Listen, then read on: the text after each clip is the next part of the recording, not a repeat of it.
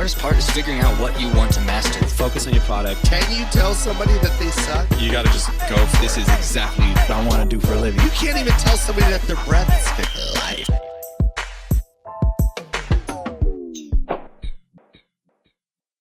Here we are. Here we are, man. Short story long. I just want to say this is the first podcast in our new studio. So we're breaking it in. If you're watching on video, it looks a little shitty behind me. And, I apologize. But we're getting it together. We're going to redo this wall tomorrow. We're going to come up with some nice little shelving and really try to elevate this thing a little bit, I mean, you're here, we're elevating it already. Yeah. Let's do it. We're elevated. So this is the first one. We're going to start off with a banger. All right. So you know how these things go, man. I really want to start. This is a cool one because I've been recommended to do this by a couple friends. So I know you're a good fit. But the cool thing is I don't really know anything about your journey. I obviously am familiar with your company, Rasta Club, but I'm genuinely a student, listener, learner on this one. Yeah. So start me from the beginning. Where were you born? Well, my name first, Daniel Kasidi. Yeah. We'll put that in the intro. Right. I was actually born in Kenya, so, East Africa, right on the equator. Yeah. And I'm the third born of three, right, or the last born of three. And I grew up in a place called Mombasa, which is kind of like the island city of the town or the place. And I grew up there, and I lived there till I was 5 years old. My parents were agricultural engineers. My dad built the first house that we had from his own hands. Wow. You kind of were raised by like a village in a sense, And so I grew up there and I lived there till I was 5. And education was always really important to my family. So my parents knew that we'd get the best education if we came to the States. Yeah. So I remember as a young kid, having fundraisers, you have GoFundMe here. Yeah. That's something they call a harambe, which you'd barbecue and cook all this food for everyone around your neighborhood. Everyone would come and they donate money, right? Wow. So you're kind of putting on the service, and then you get a little bit of money every Sunday, right? You do that for 4 or 5 months, and you finally raise enough money to come to America. And so that's how they did it. So that's how they did it. Wow. And so it was the original GoFundMe, but African style. That's amazing. Yeah, that's the real version, not the make a cool YouTube video. You know what I mean? Yeah, you had to get down with the barbecue and the food, So that's so good. So that's how they kind of mustered the money to put it together for us to come, and they put us in a plane, and I distinctly remember my flight to the U.S. You really did? Yes, because at 5 years old. 5 years old. I look out the window, and you see freeways. You ever seen ants going in a single file line or doing their whole thing? Yeah. I'm looking at a freeway and I've never seen anything like it. Really? And I'm looking at it and it looks and I was just mind blown. At that point I knew I was in a different planet. Yeah. Right? Yeah. And so that was my first experience of what America was. And did you come straight to Orange County, straight to California? Yeah. So interestingly enough, my grandfather was a professor at Cal State Fullerton. Wow. So my dad's side, his grandfather lived in the U.S., but his mom was from Africa and all that. And so he was a professor. So we moved to his house, and he lived in Placentia, California, and that's where I moved in. And we moved in there for 3 months, and it was a culture shock, man. Yeah, I bet, man. Is that in Orange County, by Orange County? Yeah, it's kind of by Anaheim. Got it. Basically. Yeah. And what about? Did the whole family come? So yeah, my whole family came. Mom, dad, and 2 siblings. Yeah. Wow. And then, do you have any what are your earliest memories of the culture shock of it all? Other than the cars looking like ants. I think it was just school, right? You go to school and I didn't speak very good English. Yeah. I knew a little bit, but I was literally first grade, right? Yeah. So I didn't speak very good English, and so it was kind of weird because people just didn't know what to think of me. I didn't speak English, so and I didn't fit in. The black kids were like, "You're too black," Yeah. Yeah. And then everyone else was like, he doesn't even speak English, So I was just kind of a little bit of an outlier. So it was actually good having my brother and my sister. We're all 1 year apart, so we kind of had that bond. Yeah. And it took 2 years before we got in the groove. Watched a lot of Bugs Bunny and Looney Tunes, learned English. you know, people started noticing like my drawing skills were like on point. I could draw cheetahs and giraffes and all these like African animals. So I got a little bit of respect, a little cred, and then like things just started flowing from there. That is nuts. Do you remember any like? Was it hard? Like, do you remember going home and being like, "Fuck, man, like I don't belong here," like anything like that, or did you deal with it pretty well? I mean, we were stoked. I mean, we were like in America. Like this, I remember the last day I left my school in Africa, and like literally, I told my classmates I'm going to America, and it was almost like a parade for me, right? Yeah. So I'd always known from the jump that it was like not a common thing for someone to have this opportunity. Yep. So even though it was a little bit difficult, like we were just happy kids. Like our parents would let us play after school and do our thing, and like we were happy kids, and we had our family. So you know, it didn't bum me out. I mean, I think there was some instances that probably bummed me out, but like for the most part, like I mean, that's incredible. Because I mean, literally, like it's not even comparable. But I remember moving from small town Ohio to here, and even though I was so psyched to move to Los Angeles, I was still like, I had a lot of nights where I was like, shit, man, like I think I'm in over my head, you know? And I really thought about like going back, even though going back is like my worst nightmare. It still felt, even just Ohio to LA felt like super crazy, a super big leap. So I can't imagine, but that's good. And I think it's just also a testament to probably like the attitude that your family like instilled, and having your siblings to help you. You know what I mean? Yeah, I think having my siblings there, and also like maybe not knowing any better either. You're like so young. Yeah. You know, it's just like everything's like a field trip. You know, you don't know if it's forever or what. So. And what did your parents do for work when they got here? So basically, when they got here, it was interesting. They had to go to like, they were basically like, hey, you guys are, you know, engineers in Kenya, but like that doesn't mean anything here. Like your degrees are pretty much null and void. Yeah. So you got to go back to school. So my dad, imagine having like 5, 6, and a 7-year-old, 2 boys and a girl. And not only are we just like normal 5, 6, 7-year-olds, we're like 5, 6, 7-year-olds that just run amok everywhere. Yeah. And so, and there's no such thing as like babysitting in Africa. Like your sister babysits you, you know? So I think our neighbors, when we moved here, were just like, man, like who are these parents letting their kids just run amok? And that's what kind of I was. My dad went to school. He enrolled at Cal State Poly, went to school, started studying engineering again. He was painting the sides of Nordstrom's, you know? Then he was like studying at night. And then my mom worked at Subway, and she was going to school to be a nurse. So it was just like my sister basically like would raise us and babysit us. Yeah. When me and my brother would act up, she'd put us like in a drawer and like say chill for a little while. So they had to just basically start over, and they were like in their mid-30s. So it was pretty intense. I'm sure for them it was a big sacrifice. That's something I feel like is just hitting my radar more as I get older, like that level of sacrifice. You know, it's like insane. I can't imagine being that age and being like, shit, I'm going to go for it and like raise this money, do that simply so that your kids can have a better life. It's just like, you know, that's crazy. That's so cool. Yeah, no, I props to my mom and dad. Yeah. A lot of love. Yeah. So what about like, when did you start kind of like fitting in and finding your flow and finding friends and stuff like that? Did it take a long time? It took a little bit. Kind of found my first flow. I always wanted to play football and basketball. Like everyone was like an NJB and T-ball. And I'm like, hey, Mom, Dad, can I play? And they were like, we don't have money and we don't have time to take you. And they just didn't understand the culture. So I had to just find shit that I could do that no one needed to teach me anything, and I can just figure it out on my own. So I used to love karate, and I kind of taught myself karate when I was like legitimately taught myself like karate when I was a young kid, where I would spar kids that were black belts, and I would like never lose, right? So that's kind of how I started finding my way. Like I kind of taught myself to get good at certain things. And then, you know, you kind of get the credit, you get that street cred a little bit once you kind of, you know, someone's like, okay. You beat up a couple black belts, and all of a sudden you got some friends. There you go, right? You got some respect, you know? So that was kind of the first thing. But I think the main thing as I was growing up, you know, going into high school, I was like, it's that moment where you're trying to figure out who are you, how are you going to fit in, like what table are you going to sit in the first day of school.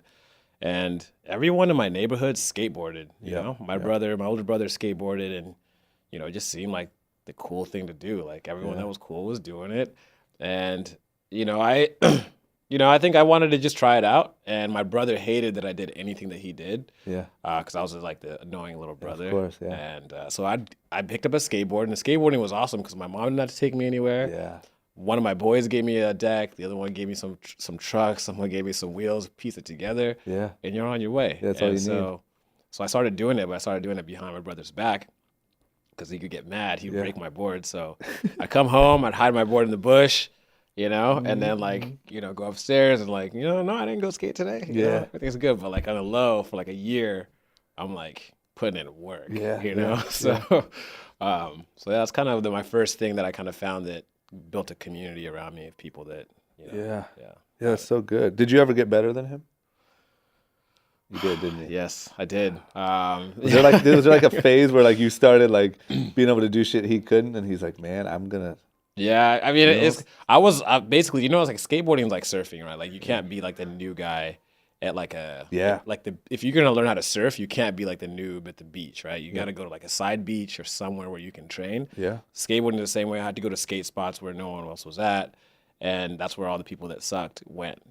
Until you graduated. Yeah. And it got to a point where I was just more like focused into it. Like at one point I was like, I want to become a professional skateboarder. And every day I'd like really dedicate myself towards it. So my brother, I think, did it for fun and more kind of social things. But then I kind of zeroed in on it. And slowly I started getting better and people started noticing and talking about me. And then at that point he was like, man, I can't stop him anymore. So he kind of just let me do my thing. Yeah. Yeah. Thank God. What age was that roughly? I was probably about 15. Got it. Yeah. And then what did you ever, so then at that point, like around 15, I'm guessing you have like a good circle of your skate friends. You got like a life. Now you're starting to piece together like a bit of a dream or like a vision, right? Right. Was there ever did you ever get sidetracked in any trouble, any stuff like that, or not really? That skateboarding kept you focused? Or? Actually, skateboarding is the main reason I kept focused. I think when I was in junior high school, I got in more trouble because I was still into like fighting and karate, and I had put together a little fight club in junior high, and I was doing stuff like that. Yeah. But after that, when I got into high school, especially because my parents had separated, and me and my brother were staying with my mom, and she was working 2 or 3 jobs, and my brother was, he wasn't giving her the easiest time, so I was like, I got to kind of lock it down and make sure I don't give her a hard time because she's already gone through so much. So I decided to just like skate, grab a group of friends around me that were good kids, and we just skated every single day. And that was it. It was school and skateboarding. And you got sponsors and stuff, right? Yeah. So probably around 17, after 2 years in, I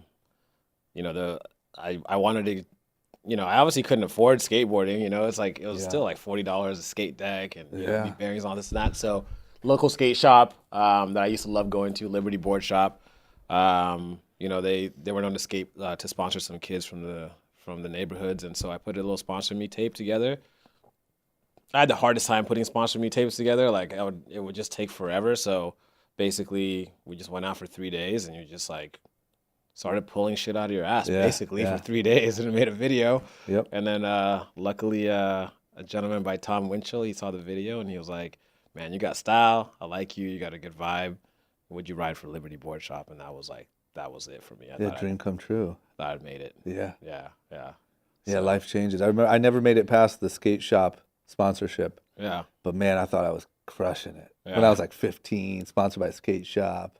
It's like huge. I think I got like discounts. I don't even think I got free shit. You know what I mean? It's like, we'll give you like the employee price. Yeah. And I was like, yes. Yeah. Man, that's amazing. Yeah, at first it was like you thought you were gonna get a bunch of stuff for free, and then it was like, okay, well, like now you get to work in the skate shop, you work for your boards. Yeah. And so it was that kind of thing. You kind of had the flow, but they were supporting your dream, and it was like, yeah. I mean, that meant everything at like 17. Oh my God, yeah. Yeah. And I think at that age, like the thing about skateboarding is there's no structure, like meaning you can't move up through some like predetermined ranks of like high school, college, you know what I mean? Yeah. So I think any cosign that you're headed on the right direction is like, oh my God, like I'm pretty much pro. Yeah. You know what I mean? Like I got sponsored by a skate shop. My life is pretty much complete. I mean, that's You know kind of what I how I mean? felt. I mean, honestly, that gave me a great deal of confidence. Like I always been sort of a shy kid, but like that gave me like my mojo at that point. Like I was like, anything that I can think of, and I dedicate myself to, I can achieve. Yeah. And then B, like you can do it in silence, Yeah. right? Like you had a lot of kids that were like, oh, I want to be pro, I want to be sponsored. They talk about it all day long. Yeah. But then it's like, just go in that skate spot where nobody is in that dark corner and just work on your craft every day. Yeah. And, anything can happen, Yeah. And so skateboarding actually taught me a lot. It taught me skateboarding is the only thing I think you fall 99% of the time. Yep. And you have to get back up and do it. Yeah. So resilience, and not only are you getting hurt emotionally, you're getting hurt physically. Yeah. So, Yeah. so there's a lot about skateboarding that taught me things that I didn't realize it was teaching me at that time. Yeah. So, I feel the same way. Also self-reliance, you know what I mean? Because as you become an entrepreneur and do stuff like that, like you don't have anyone telling you, you don't have a coach saying, whatever, go do 25 passing drills. And you know what I mean? And as long as you accomplish that, you did good for the day. It's like, it's all on you, what you want to do. That's what's so beautiful about it. And it's all in your imagination. And even you look at skateboarding now, it's like, you thought like when a trick was done, like this is it. Like it can never get any crazier than this. Yeah. And every day I'm on Instagram and I'm like, it's ridiculous. Yeah. It's insane. I actually think when they came out with that skate video game, where people can literally visualize doing tricks, and you can literally do it on a video game and like go outside and be like, I actually think I can do this. Yeah, now they are doing it. Yeah, so just the power of visualization, right? Yeah. Like if you can really visualize something, you can achieve it. Yeah. And even with skateboarding, before you threw yourself down that staircase, you had already mentally accomplished that goal. Yeah. Because if you hadn't mentally convinced yourself, it wasn't gonna be a wrap for you. It might be a wrap anyway, depending on the day. What and then is that kind of where you peaked on sponsorships and stuff, or did you go on to keep?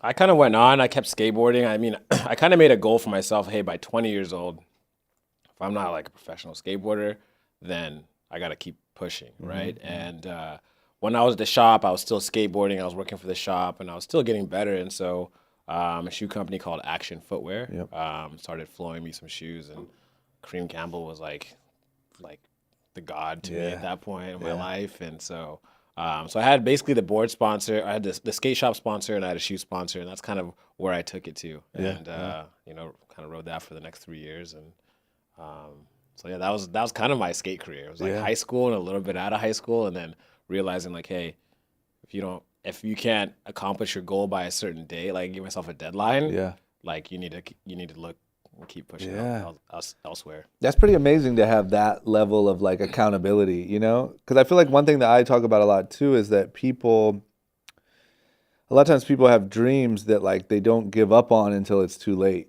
and it's like you could have sort of evolved and taken that same passion and drive and like will to win into something else, but instead, you spent your whole life waiting to be the next Justin Timberlake, and like that never happened, and now you're 40 and you know what I mean? Yeah. So I think having that like, where do you think you got that from? That like awareness?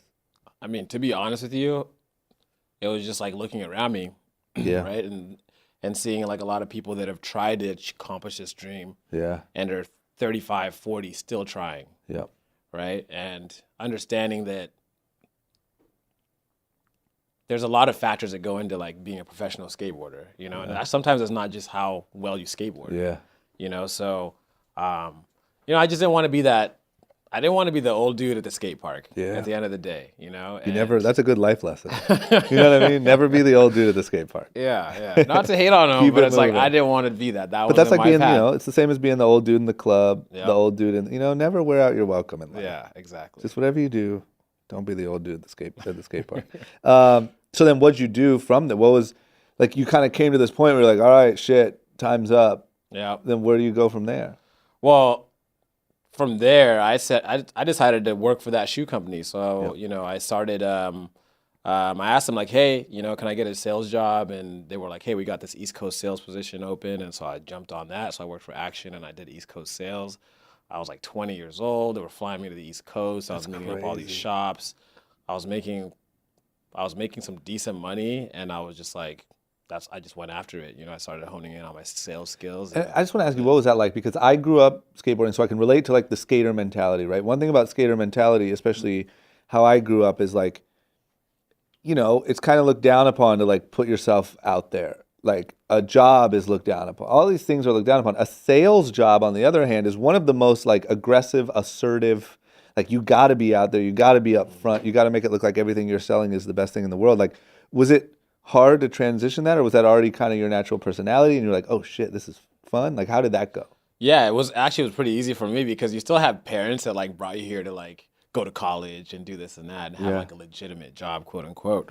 So I knew I had to like show something, you know, like I had to have something like legitimate, you know, at least in their eyes. So it wasn't that hard for me. And then plus like I moved out when I was 18. So like I needed to make money and I needed to like support myself. Yeah. And so I'd always had this kind of like hustler spirit or just like this like, this drive to succeed, you know, and that was always something that I'd always had. So for me, it was really easy to be like, all right, this isn't working. Like you said, what's another avenue within skateboarding that can take me to that next level, right? And so I just looked at what doors were open, and I tend to think life is kind of like a pendulum, like a door that swings open and closes, and swings open and closes, and you just have to understand when it opens, run right through it, right? Because you never know when that's going to swing again. You know, you never know when that's going to swing again. So for me, at that point in my life, that was the opportunity, and I saw it, and I didn't question it. I just went straight for it. Yeah, that's big. That's a really cool way to look at shit. I've never heard someone say it like that before. Let me ask you this too. I just curious. So around this time, like end of skateboarding, goal, getting into sales. How big were your dreams? Meaning, like, when you pictured what you wanted out of life, did you picture, like, mansions and Ferraris? Or did you picture, like, just being able to own your own home? Or did you know what I mean? Like, how big were you dreaming? My dreams have just been they've not really ever been materialistic. My dreams have just always been freedom. Yeah. Right? Yeah. Like, where I come from, people don't have the freedom to jump on an airplane and go somewhere. You know, the freedom to take your family on a vacation. They don't even know what like a vacation is, you know? So it's like my benchmark has always been get yourself to a place where you have the freedom to experience life to the fullest. You know? And so whatever came along with that, whatever car or whatever, that was never important to me. It was just like it's just find that freedom. Right? And so that's what I do until this day. Yeah, that's great. Yeah. And then so take me through the sales job. Like how long did that last? That lasted about 2 years, and then Action got in a little bit of heat. And then that got kind of shut down because something that was happening with the owners and things of that nature. But yeah, it was about 2 years. I excelled at it. I did pretty well, but unfortunately that came to an end very, very quickly. And was that a situation where like you're doing fine, everything's great, but there's no choice, it's over? Yeah, basically. And where do you go from there? You know, from there, I kind of had a bad taste in my mouth for like working at a skate company. You know what I'm saying? I was like, man, like worked so hard. I did all this, and then, you know, the owners and people that were behind it.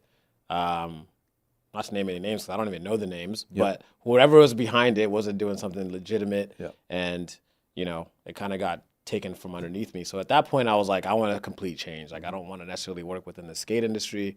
So I started looking at what I was doing. I decided to go to school, and I'd always had like an eye and a love for fashion. I think I took a class in 10th grade, like a sewing class, and like crushed it. Like I crushed sewing and pattern making for some weird reason. I mean, there was girls those classes were like, "Hey, can you make my purse?" I was like, "Yeah, sure." Yeah, I got what are you doing later? I wasn't that savvy quite yet. I wish I was. But, you know. So where'd you go to college? FITM or? Went to FITM. So it was actually funny when I went to FITM was like when that show Orange County came out, and so it's like funny. Lauren Conrad was there, and it was like this whole like smoke and mirror show. Like, like this glamorous thing that it really wasn't. Like fashion is like hard. You know, like go in there and cut patterns and sew and like, that's the real deal. That's the real deal. Yeah, fashion I think is one of the most like glamorized, very hard businesses. You know what I mean? Yeah. So did you did well there when you went there? Were you like, oh my god, this is sick? Was that year? I loved it. I loved it that it was hands on. I wasn't just memorizing a bunch of shit. And I crushed it. I just went through it. It was like I went through my entire thing in 2.5 years. And you know, I got a degree in manufacturing of apparel and also a business one. So yeah, I went through it and I did it fast. I don't even think I went to my graduation. Like, it didn't matter to me. Yeah, yeah, Just like give me what I need and let me like go out there and yeah. tackle the world, you know? So So then what do you do from there? Like now you've had this sales experience, you got your degree. Where, like, do you go get a job at an apparel company? What do you? yeah, so from there I get a job and I'm looking for a job. I'm actually still in school and I'm going to school 40 hours a week, mostly weekends and everything. And I'm looking for a job. And so I get a job at this place called Warnaco. Yep. And really, like, they're a licensee for Speedo, right? So my first job, I'll never forget it. I was a technical designer for Speedo. And so That's for those that incredible. don't know what a technical designer is, it's really a glorified version of someone that's a tailor, an engineer of clothing, right? So imagine me at fittings, you know, looking at guys in That's Speedos. incredible. That's such an amazing part of the story. He's like, "Can I get a couple more stitches per inch here or there? Or like this fabric's too tight here," and I've got to make the adjustment. So it was a pretty interesting way to get into the fashion industry. What'd you think when you got that job? You're like, fuck it, I'll take what I can get.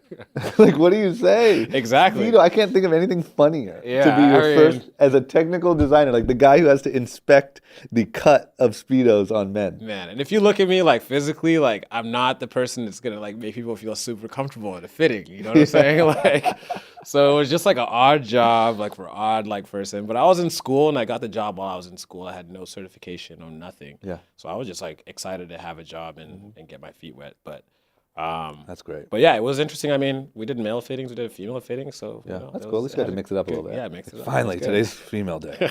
Jesus, we've had 2 straight weeks of men. Yeah. How long did that last? About another year or it. so, and then from there I decided to actually from there I was skateboarding still, kind of skateboarding on weekends and stuff like that with friends, and I ended up like fracturing my hip. Jesus. Yeah, so That's my worst fear. Anytime now I go skate, I'm like, man, if I like tore an ACL or something, I'd be so pissed, you know? after all those years of putting your life at risk, just one afternoon with some buddies just horsing around and So then what do they do for that? so basically I was in the hospital for a week. Yeah. I was at Long Beach Memorial. So it was a funniest story. So I fractured my hip just bombing a hill with some friends on on a Sunday. Okay. I go to Long Beach Memorial, and the dude that's basically they're like, hey, you got to go into surgery. You're going to be here for a week. Jesus, you had to have surgery? Yeah, yeah. So this is probably like 10 years ago. So 2008. And the dude next to me in my room got shot like 16 times and survived, right? So you got little old me with a little fractured hip, you know, and the morphine drip, right? And this guy's like screaming every like 2 hours, like just in crazy pain. And so I'm rooming with this guy for a week. Oh, So I'm like, yeah, just give me another drip. Jesus. You know, so, but that was the experience. You're in there for a week and then you have rehab and you're just never quite the same after something like that. Like you kind of just always have little aches and pains and like things that, you know, that happen. So, yeah. And then what do they do? Like, you're just in a wheelchair or something? Because obviously they can't cast anything, right? No, yeah, they just tell you to lay in bed and do your physical therapy for about 3 months. So, but through that period, I lost my job.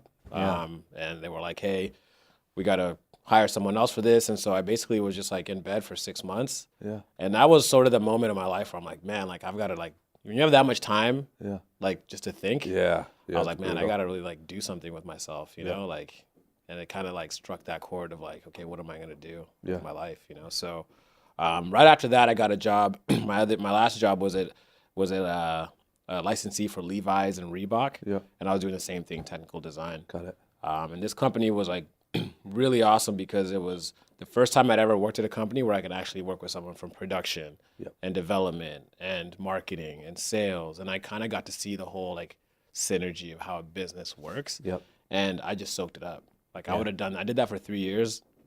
I would have done it for free. It was like the best experience that I ever had. And the CEO, Jared Dogan, would let me go to like the gym with him at 4:00 in the morning. And I was taking every opportunity to learn from him.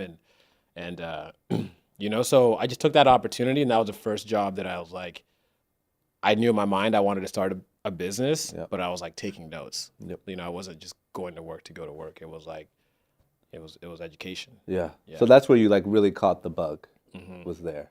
Well, just to reverse, because, you know, my story really with Rossiclot, where the bug started was still when I was in high school. Yeah. So the concept of Rasta Cloud really started when I was 18, right? So I'm sponsored by Action Footwear. They're sending me all these shoes per month. And one day I'm waiting for my buddy to pick me up, as we all have, and he's taking forever.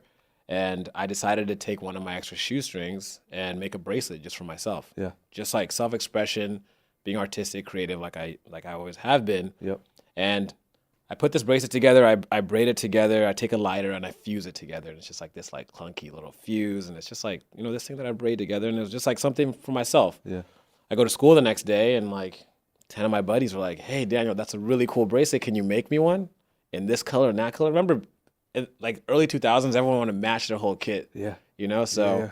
I was like, sure, I got a bunch of laces at the house. Yeah. Like, what do you want? Right. And so I was like, that was like my entrepreneurial light went off. And I was like, hey, you got a couple bucks? Like, we got a deal, right? Yeah. And so the first day, 10 of my friends were like, yeah, like make me one and bring it back tomorrow. So I go home and I turn on my little sweatshop, start making these bracelets for my buddies. And I go to school the next day and like literally what I didn't ever imagine would happen is I'd give all my friends a bracelet and each person came back to me at the end of the day with some story of like newfound confidence because like someone noticed them or they were inspired by my creativity or like something positive happened from it. Yeah. And it went from this like monetary transaction to this like emotional transaction. Yeah. So like literally the first day, within the first 2 days of making this bracelet and interacting with people, the what of the brand was born, which is a bracelet, and the why, which is about spreading positivity, was born. Yeah. So really like the concept of the brand Rasta Cloud as it is today was birthed from like an experience I had when I was 18 years old. Yeah. And even at that point, I kind of built on that brand, and it was kind of like a hometown brand, you know? Yeah. And I was doing the bracelets just like for my buddies in high school, and it was a kind of a cool gig, but that's why I decided to go to FITM, because I didn't know how to manufacture. I had no money. I didn't know how to like mass produce things. I didn't know anything about business. So did you go to FITM with that in mind, maybe as a maybe option? yeah. So it was always something I put in my back pocket. I'm like, that's a cool idea. That was kind of an idea that I don't know where it came from. Yeah. It just came to me, and so I'd always put it in my back pocket. Like I want to do that. Yeah, that's sick. It's so sick that you were able to. Like, you know, we all had like those high school hustles and those things, but the fact that you were able to actually make that the thing, you know what I mean? It's pretty cool. Yeah, and and at the end of the day, when I was working at Levi's, I was like, when I was sitting on that bed when I had a broken hip, I was like, man, like I've really got to do this. If I don't do this, if I don't take that idea and give it 150% with everything that I know now, like you're gonna live with regret. So I wonder if the hip. You think if you didn't break your hip, maybe you wouldn't have. Maybe you'd be doing tech packs at Speedo. Oh man, I've never been so thankful for my broken hip, right? Miserable. I mean, maybe, right? I mean, maybe that timeout made you be like, shit, man, Yeah. this is not it. Yeah. Like I gotta figure some shit out. I mean, everyone has that moment in life where you're sort of like scared straight, you know? Yeah. And I think for guys especially, by the time you're 25, if you kind of don't have that moment, Yeah. It might not come. it might not come. But you know what's interesting? I feel like now, like because of the internet and podcasts and all that, all this shit, like I feel like there's 50-year-olds having that moment, you know, which is pretty incredible. Because I feel like the story used to be like, if you don't know at 22, by the time college is out, you're screwed. Yeah. You know, and I feel like now, like all this stuff is making it more possible. And you know, you can start a Shopify store and you can start a website, and it's all so easy. Like it's really interesting. Yeah. But yeah, I agree, man. I think that it always takes some sort of spark, Yeah. you know, is what, like, because I've obviously done a lot of these interviews and talked to a lot of people, and it just seems like there's like a combination that happens between like the original idea, but maybe you don't ever put it into action, and that kind of weird voice that you hear that tells you should do it, but you don't ever do it, and then it takes something happening to be like, okay, I'm going to do that. You know what I mean? Getting fired or breaking your Absolutely. hip. Or, you know? Absolutely. And I mean, like you talked about podcasts, thought leaders, you know, what we experience today, like knowledge and education is at our fingertips, right? So you can have these breakthroughs if you're really looking for it. Yeah. I think before the internet and some of these things were available or accessible, you kind of had to wait for these serendipitous moments of like ahas, right? Yeah. Or unless you had like really great mentors or parents that kind of coached you along. Yeah. Or you had to go to Harvard and run it. You know what I mean? Like I feel like that's why people would do anything to go to Harvard or Yale or those type of schools, because you're going to run into other maybe a rich kid from some family or someone who's going to go on, and your contacts are going to be so valuable. You know, like now you can have a little Harvard Rolodex on your podcast library. You know, like it's pretty insane. Yeah, I mean that's why I know how you feel about college, but that's why some of those numbers are down because you can learn your craft on your own if you're really dedicated. Yeah, you can. It's interesting. So then after that job, you kind of got I would say almost a advanced business degree, right? From that job, you took the time out from the hip injury. You had this idea in the back of your brain for the bracelets. Was it after that job that you said, all right, I'm going to go for this shit and try to figure this out? Yeah, so it was during that job, I was like, probably my third year, I was like, all right, I've got the know-how. I've kind of met some people that know how to, they have contacts with factories. Yeah. I understand how the business works and apparel business works. And so I was like, so I started developing my brand, basically. Started making the logo and coming up with the name and figuring out all the packaging. So as I'm working 8 hours a day, I'm going home another 8 hours and developing the brand and talking with factories and meeting with factories over the weekend. And so there was just that dedication. I knew that I was going to do this. Yep. And, you know, the interesting thing is I had received a small tax return check, and I didn't really know what to do with the money. And I was like, this is it. That's you know what I'm saying? This is my investment into my future. And so I took that and I started building the brand and working on it. And so I started doing it while I was there. And about a year in, I got my I'd ordered 4,000 bracelets. They came in 2 colors. Yeah. And they weren't what they look like today. They kind of had like a plastic clasp, and I could only afford 2 colors. So the MOQs were so high. Yeah. Like I couldn't even have like a real like a collection of just different things. But that's what I did. And basically, as I'm going to work 40 hours a week plus, on weekends, I was going to like Wango Tango. Yeah. And I was going to like Bob Marley Festival, Smokeout Tour, paid dues, setting up a table by myself and just like selling them. Yep. You know? And I had a guerrilla marketing campaign where it was like, I'd go there with a couple friends the night before, and I would say, these are the official bracelets of whatever concert that I was at. And I would plaster them all over the parking lot. And then I'd go in the bathrooms and I'd plaster them all by the urinals or in the stalls. Because I knew once they get into this spot, the sensory overload of everything is going to be too much. They're not going to notice the brand or the product. So I try to get them at the parking lot, or when you're at a urinal, the only place you can look is forward. So by the time they see my little table there, they kind of already were psychologically like, oh, like I seen you. I don't know where I saw you, but I seen you guys, and they came and checked it out, and that's how I would make the sale. So. And how long did it take before you were able to quit your job and actually like really do this? It took me about a year of doing that type of stuff. Doing that kind of building the brand, getting samples, getting that production order in. Started to go to like festivals and things every single weekend.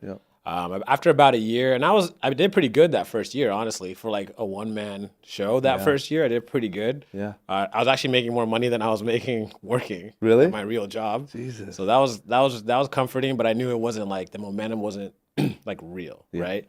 And so a couple of things happened. Like we talk about business and how stars have to align sometimes. So a couple of sales reps seen my brand at a shop called Boardwalk in Brea. And, you know, they had the whole kit. They had the shoe line. They had a clothing line. They had everything. But they were like, man, these bracelets are really cool and unique. And so they talked to the buyer, and the buyer's like, how are these selling? He's like, these are crushing it. And so they called me up, and I'll never forget. And actually, you probably know them, some guys that you've worked with, Leverage, the guys from the Leverage, and also, you know, my friend David Allen. So they picked up the brand, and at that point, Nick Diamond was wearing like a Rasta Clout bracelet that I'd given Manny Santiago, and he just kind of hooked up everyone from Diamond. And he wore it with his like Rolex and posted on social media. And so there was just all these things happening, right? And I had all this like stock and all this product, and before you know it, these reps go into, you know, Zoomies, Pack, and Foot Action, and they're like, yeah, we love this product, we'll take it. And they started going all doors. Like, I don't know what brands get all doors initial buys, but we did. Wow. And I was either smart or stupid enough to have the stock. So, oh, you had it already? I had it already, and I was ready to go. So we we just jumped. We kind of went from like 15 stores to over 1,500 stores in a matter of like 3 months. Jesus. And so I basically was like, all right, this is it. I quit my job. Yeah. And so I quit my job and hired someone in a warehouse and just started going at it. So was that your first hire? Yeah, my warehouse. Yeah. Warehouse was the first hire, you know, and then slowly after I started hiring a couple other people. Yeah. For sure. I want to ask you 2 questions because these are questions I get asked a lot, and I don't know that I always have the best answers for them. The first one is, how do you start a business? Let's say I'm working, I have a job, I need my job, but I have a really good idea for a business. How do I do both at the same time? You just do both at the same time. Yeah. There's no. That's what I say There's no too. easy answer, right? I say that too. I think at the end of the day, you know, my dad used to tell me, if you're gonna look for a job, Yeah. you need to spend the same amount of time looking for a job that you would be spending working. So if you want a job for 40 hours a week, you've got to spend 40 hours a week looking for a job, right? Like make looking for a job your job, right? So if you're going to be an entrepreneur, you're going to work 80 hours a week, guaranteed. More than often, you are, right? So if you got a job working 40 hours a week, well then, hey, what's that extra 40 hours? That's your gig, right? So you got to start putting yourself into the mindset of where you want to be and go that extra mile. So 40 hours, your regular job, 40 more hours of whatever it is that you want to do. That's the better answer. My answer is just do both. You had the better answer, which is just match it. Yeah. Whatever you're working, you match that for your own hustle, and there you go. That's a formula that'll work. Yeah, it worked for me. And then then this is the other one is how do you know when it's the right time to quit your job and focus on this thing? Yeah. I mean, you'll, depending on what kind of person you are, I always go with, I always go with trust your gut, right? Like you'll know when things feel right. So if you have a really good intuition about yourself and you've always trusted yourself and you found success when you trusted yourself, you'll know. But I don't know if there's a right time or right place. But when you just sense momentum, like when I say when that door starts to open and you sense momentum, you got to just run, bum rush it, dive right through it. If you lose that momentum, for instance, if these stores were to come at me and I didn't have this stock, I might not be here today. Right? So when you see that momentum and you just start to see things happening, double down on yourself, trust your gut, and become even more dedicated. Because it might not open twice, you know? And so you kind of just have to be able to assess the landscape, be able to see opportunities, and then when you see them open up, run right through it. And that's my answer. Yeah. That's great. So then now you're in 1,500 stores. Massive. Now it's like do or die, essentially, right? Yeah. How was it first received? How did did it get met with open arms? How did the world receive this idea of yours from high school now on this massive level? Well, I mean, it was received, first of all, sneakerheads loved it. Yeah. Because, like, I found out the formula early, right? A friend asked me to go to a dunk exchange. You familiar with those? Slightly. It's like a sneaker event where kids come and trade sneakers. Got it. And I went to it and I had my little display on my table, and like these sneakerheads were like loving it. They're like, "Oh, these are made from shoestrings. These are cool. Can you make them match my Gucci dunks? Yeah. My Tiffany dunks?" And I was like, the light went off. I was like, man, these sneakerheads really love this product. Yeah. So I started making them to match sneakers and sort of the colors of sneakers that were coming out, and my website would completely shut down. So the first adopters of Rostoclat were really sneakerheads. Yeah. You know, but then I also had like a really great community behind skateboarding. So skateboarding was naturally, because that's where I came from, naturally like kind of where it was accepted as well. So, and I think because it was such a unique and interesting product, there was nothing like it in the marketplace. Buyers were into it. We had some collabs and things that were happening on the back end that really helped like give them some confidence. Yep. But it was received really well because it was new and there's nothing like it in the market. Yeah. And so, you know, again, timing is always great. If I would have come into the game with 20 other bracelet companies, it would have been a lot harder. And what about too? Because one of the challenges I had was when you have that like big distribution relatively early on in a company's history, you now have like quite a big challenge to establish the brand and say what it means and what it stands for. And like, what were some of the things that you did to get the word out about even what it was and what you guys stood for and the values and that stuff? Yeah, I think for us, it was just kind of making sure our branding represented what we were, right? Yep. Like when someone looked at the brand, looked at the logo, understood what it was. So for us at first, it said, Rasa Clot, spreading positive vibrations. Yeah. And so the word, just to give you an idea, the word Rasa Clot means the cloth of the righteous. So in Jamaican patois, the word clot means cloth, and Rasa is the righteous, the cloth of the righteous. That's good. And then, so we kind of like built it into the branding. Like our branding, every little piece of our branding has a meaning. Like if you look at it, I could explain the color, I could explain the logo, I could explain the font, I could explain it top to bottom. So just making sure that's cohesive. And then, I think it's more so now that we're really like focusing on spreading this message much, much more. Yeah. I think the product and the brand was it is still like, it's so popular that sometimes that can kind of deter you from like your message, right? Because the product's so hot and you're kind of in this market that's very hype. Yep. And so, right now our message is all about seeking positivity, and it's going to be about, telling inspirational stories that people endure and people like find ways to become better people. Yeah. And what I want to do is multiply those emotions that I had that first day that I made the bracelet of confidence or inspiration. Yeah. How do we multiply that and scale that by the millions or by the billions, right? And that's really what the brand is about. And so that's the constant what we're working towards, always being better at that.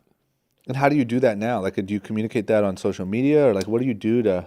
Yeah, so the beginning of this year, we just launched our new website and things like that, and just a new branding, and it's all about seeking the positive. Like if you see Rosclot, seek the positive is there. It's like Nike has Just Do It, Apple has Think Different. Like if you think about those brands, they're known for that like statement. So for us, it's seek the positive, and how we do it in a couple of different ways. It's me coming out and talking about it and giving my story of how this came about. But it's also about, giving back to communities. Like we'll go to different communities and give back, throw demos and promo the kids and give them like a speech where it's like we connect with them and tell them, hey, like, what do you want to be when you grow up? I'll look them in the eyes and they'll be like, I want to be a surgeon. I'm like, I'll look at them in the eyes and I'll say, you can do it. Yeah. And like you'll see these kids like eyes light up and their shoulders like broaden up. Yeah. And it's like just doing things like that is how we give back and inspire people. And then on top of that, we want to work with a lot of great people that have done a lot of great things that people will listen to. There's not a lot of platforms. You talk about podcasts and things like that. There's not a lot of brands that do a great job at storytelling where someone can come to that brand for inspiration, for positivity. And so that's what we want to do, and that's what we are doing. You should really start a podcast. I don't want to compete with you, man. You no, got man, this whole come thing. on. I'll help promote it. I just think like the amount that I've learned and been able to connect with people because of having a podcast, like you should really look into it because it's really done like incredible things for my life and to help, explain your story to your audience. You know what I mean? But I don't know. I just think it's something you should really look at because I think like exactly what the type of people that you would be looking for are, and you're good on it. You know what I mean? You know how to communicate well and communicate the brand. You should think about it. I've thought about it. Just saying. And I think if you need a list of the gear, whatever you need, I'm here a to fan help. of yours, so I'm gonna take notes, and when I'm ready, it'll happen. So that's great, man. What about like, is there any, because I can tell you're obviously a dude that's really. Like there's real meaning in this stuff to you. Meaning, of course, the brand has meaning, but talking to young people and trying to show them that anything's possible and saying that all you wanted was freedom and the ability to take your parents on vacations and stuff like that. Like, do you have any favorite memories of what this has allowed you to do, or like a moment of talking to someone or a moment with your parents or anything like that? Like, because now, I mean, you've essentially made your dream come true, right? You have all the freedom in the world now, I would assume. There's definitely a lot of moments, and I'll kind of go through a couple. Like, I was able to buy my mom a car, right? Yeah. And that like meant the world to me. I always had that goal since I was a kid. I think a lot of moments is just like everyone that works at Rosclot and pours their heart into this brand, Yeah. and seeing them grow, seeing them get married and build a family. Like that's really, really important to me. Just those people, recently went to Puerto Rico and talked to kids that were in basically like a ghetto and had that like, didn't have any hope, and be able to talk to them and see them like find a little bit of hope in someone that looked like me. Yeah. That was like life-changing, in a way. And also it's taken me crazy places. I just went to Necker Island where you're hanging out Really? with Richard Branson, and he just like the day before I show up and he's like, "Hey, what's up, guys?" And then he's like, "Be right back. I'm gonna go launch this rocket into space." So he hops in his in his helicopter, goes to the Mojave Desert, and launches Virgin Galactic into space. Right, Yeah. the first commercial travel into space program ever. Yeah. And he'd been working on this project for 13 years, and actually he wasn't successful 3-4 years ago. The spaceship exploded in midair. Yeah.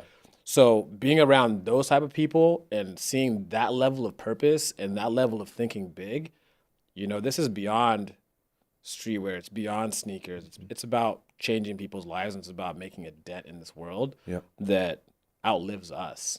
And that's really my mission. Like, it's about creating something that'll outlive me. Yeah. And so it's no longer about survival, because I Yeah. think at one point you're just trying to like Right. make ends Yeah. meet. It's no longer about that. It's about like how do we change people's lives, and how do we do that with a brand, and do it our way. Yeah. Yeah. How long's it been now? How many years have you been in business? About 8 years. Jesus. 8 years. So And how many? How big's your staff? got about 35 people in Wow. our office, Wow. and we have over 50 distributors worldwide, or 50 countries that we're sold in worldwide. Yeah. So it's quite a bit. It's huge. an operation. Yeah. Yeah. So here's my other question. How do you the brand has so much meaning and all that. That's a pretty decent sized staff.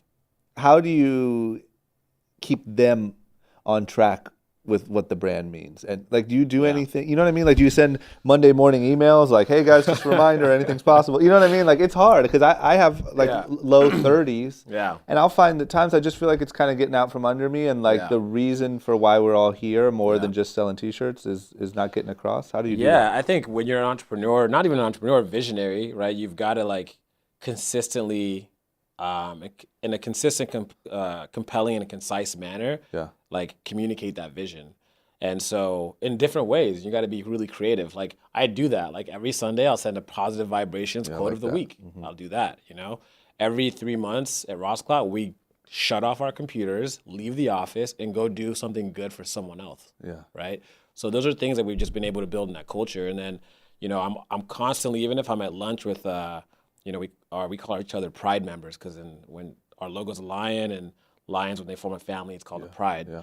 So when I go to lunch, like we talk about things, but we talk about like how do we accomplish the purpose, because everyone that works at Rosclot believes in this purpose. So it's almost like it's built into every conversation. It's built into like the way we speak at work, and it's built into the things that we do. It's built into the way that we treat each other. So just at the end of the day, it's just, for me, it's just living it. You know? So, but that's how I do it. But I admire people that entrepreneurs and visionaries that are really very good at like painting that crystal clear picture, and people like get it, and then they just like, they're inspired and they're bought in and they go after it. It's hard. So it's hard. It's also hard to do and not feel like a cult leader. You know what I mean? Like, I've been to places like, true. I mean, not trying to hate on anyone, but a long time ago, maybe it's different. I went to Zappos. Yeah. And like, you walk in and like, they have like bells, and it's just like, "Welcome to Zappos." Like, they have like a routine, and you're like, shit, man. Like, I don't know. This is kind of cool, but kind of creepy. That's what they call drinking the Kool-Aid. Yeah, there's a lot of Kool-Aid at like those type of places, which like I'm down for, but I don't know if I want. I don't know. I'll give you another example. I went and did a podcast with a really well-known podcaster last month, and he runs a really big company. And so I walk into the lobby, and there's literally probably 50 people working in the lobby in like an open floor plan sort of thing. Check in with the secretary, say, "Hey, I'm here for blah, blah, blah." She says, "Okay, just sit right there." No one looks at me, no nothing. sitting there quietly on the chair. Okay, he's ready for you. I get up, I walk through the whole room of 50 people. Nobody looks at me. Right before I walk out the door, they're like, let's give it up for drama. And everyone's like, yeah, drama. And like, dude does this little chant. Wow. And I'm like, man, I'm all about like team vibe, but like this is nuts, you know? So I don't know. I think that's the difficult thing, is to try to get everyone on the same page, have enthusiasm, but not be like forcing people to say weird rhymes. Sorry. Mm-hmm. Well, I think the main thing is authenticity, right? Like, no matter like what I struggled with as a younger entrepreneur is making sure like this message was forefront, because my company mantra is positivity, and I'm a very optimistic person, but I'm not like the person running around the office dancing around like, hey, how's the other? Like, I'm not that dude, you know. So just figuring out a way to like, especially for the founder, to do it, but do it where it's like authentic to you. So you go to the office and you feel comfortable. Yeah. And you're not like, oh, like I'm trying to be this person that I'm not. Yeah. And then like kind of building it in, like sometimes like we'll build in things where I'm like, I don't want to do that. You know, like it might be an idea, but it's like, I don't feel comfortable doing that. And I just don't, you know? And so at the end of the day, like if you're the entrepreneur, you're the founder, it's your responsibility to make sure that it's authentic, you know, to not only you, but to everyone that's there. So. And do you have any way of, like when you're hiring new people, do you have like a positivity test? You know, like how do you... I only ask one question. What's that? And it's just like a random question, and people get freaked out. I say, you have 10 seconds to answer this question. Yeah. Okay? You're stranded on an island. Yep. And you can only bring 2 people with you. Yep. They could be someone that's alive or someone that's you can resurrect from the dead. Who would you bring? And they'll freak out, and they're like, and they'll tell me an answer. But really, I don't care what the answer is. You know? Want the quick decision? I want to know how fast you think on your feet, and I also want to know who you brought and why. Yeah. And it tells you a lot about what's important to someone. Yeah, I'd like to. Can I choose mine? Yeah. I'd like to bring Barack Obama, because he just seems like a guy that can figure some shit out, you know. And plus, I'd like to ask him a lot of questions while we're there. And then I think like Kevin Hart. Because, like, you'd be kind of scared, but he'd lighten the mood, you know? So Barack would be like, okay, this is what we need to do. And then Kevin would be like, and he'd be like, oh, this is keep you excited. Not so bad. We're going to get off this island and have a great story about it. That's pretty good. And, you know, Kevin's got a lot of jokes. Yeah. You know, and Barack's got a lot of knowledge. So. There we go. Okay. Yeah. Who's going to cook, though? Who's going to hunt? That's what you do, huh? This is how you make people sweat in their interview. I guarantee Barack knows how to hunt. Yeah. Yeah, Brock knows. You know what I mean? He's been through some shit. Yeah. And if not, just throw Kevin at the, you know. Yeah, come on. He's a little guy. He'll run around. Yeah, he'll figure it out. Catch a little animal. Okay. Here's my other big question is, you're a visionary, clearly, and you've got a lot of drive and massive goals. What's next for you? What do the next few years look like for you? Where do you take this stuff now? Well, first and foremost, you know, what's next for me? And I mean, you're talking personally or talking professionally? The whole thing. I mean, obviously the business is kind of under, right? The business is you. So with the business, with the, like, what's the outlook for you for the next, you know, near future? Yeah. And I think when we're talking about the business, or not even the business, the brand, the purpose, like I want to truly feel that we've accomplished that mission. Right, like we're a brand that truly inspires and inspires positivity and educates people. Right, like that is the big goal for the brand, and how that works. You know, when we talk about business and strategy and all those things, it goes into different things. Whether it be stores, whether it be new product lines, whether it be scaling e-commerce, like those are all things that we're doing, right, and we're wanting to do. But overall, like myself as a person, I want to. I'd like to have a family one day. I'm like single still, when you're when you're running a business, it's like you're like in it. You know How old what are you? I'm saying? I'm 35. Yeah, So you still got a little time, like that it's not window, in the danger that zone window yet. that I'm talking about. You're not quite in the danger zone, but Yeah, I don't want to be the old guy in the club. Man. No, don't be the old guy at the skate park. No.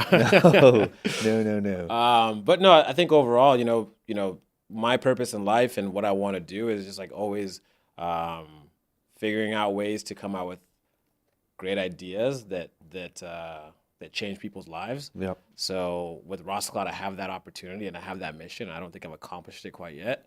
But I'm sure after that, I'm going to continue to build businesses. I'm going to continue to invest in businesses. I want to build a family. I want to build all my relationships. Yep. I think you sacrifice a lot of relationships when you're in business. Yep.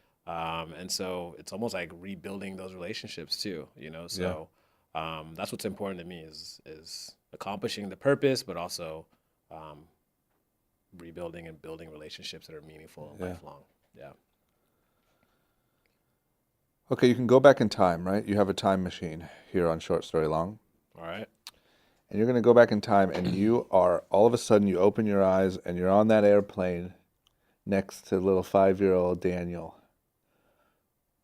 And you can tell him anything. And he's looking down, and he's like, man, these things look like ants.